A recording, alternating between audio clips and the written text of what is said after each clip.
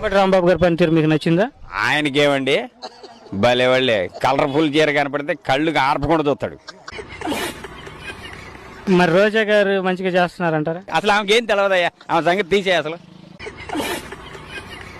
ఎమ్మెల్యేల పనితీరు పట్ల మీరు సంతృప్తికరంగా ఉన్నారా?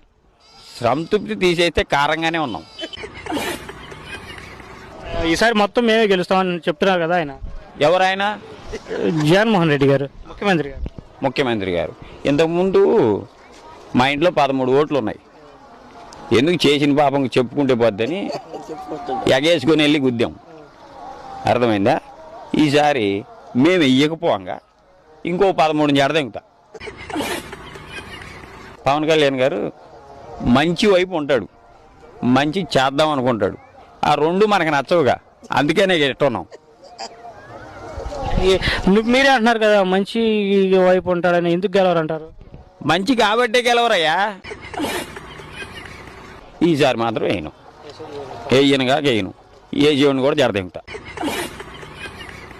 ఏముందయ్యా చంద్రబాబు ఎందుకు రావాలంటే, ఇంతకుముందు చంద్రబాబు నాయుడు ఉన్నప్పుడు మేము కిరాణా షాప్కి వెళ్తే కారం కొనాలంటే అది ఒక్కటే మాట పుట్టేది. ఇప్పుడు మిగతా అన్నీ మాట పడుతున్నాయి. గవర్నమెంట్ మేము అందరికి పథకాలు ఇస్తున్నాం, మంచిగా చూసుకుంటున్నాం చెప్తుంది కదా. చెప్తుంది నిజమే, చెప్పడం వరకేగా. నువ్వే చెప్పావు చెప్తుంది అని, చేస్తుందని అనలేదుగా నువ్వు.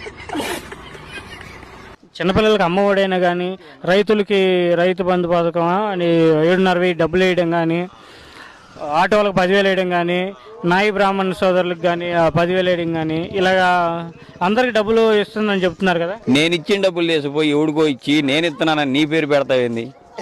మేం కట్టిన డబ్బులు కదా నువ్వు కడుతుంది. మరి అమ్మమ్మ ఒడి నాయనమ్మ ఒడి నా పేరు పెట్టాల్సింది, నీ పేరు పెట్టుకుంటావేంది? మీ వాలంటీర్ వ్యవస్థ ఎలా పనిచేస్తుంది?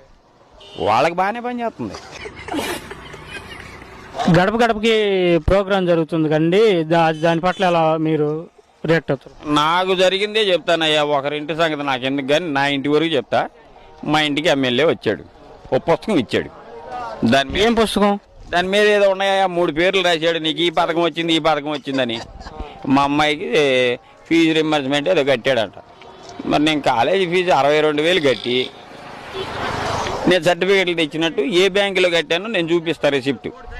ఆయన మా పేరు మీద ఏ బ్యాంకులో వేసాడో ఆయన చూపిమను. ఈ మాట అడగగానే పక్కింటికి పోయాడు.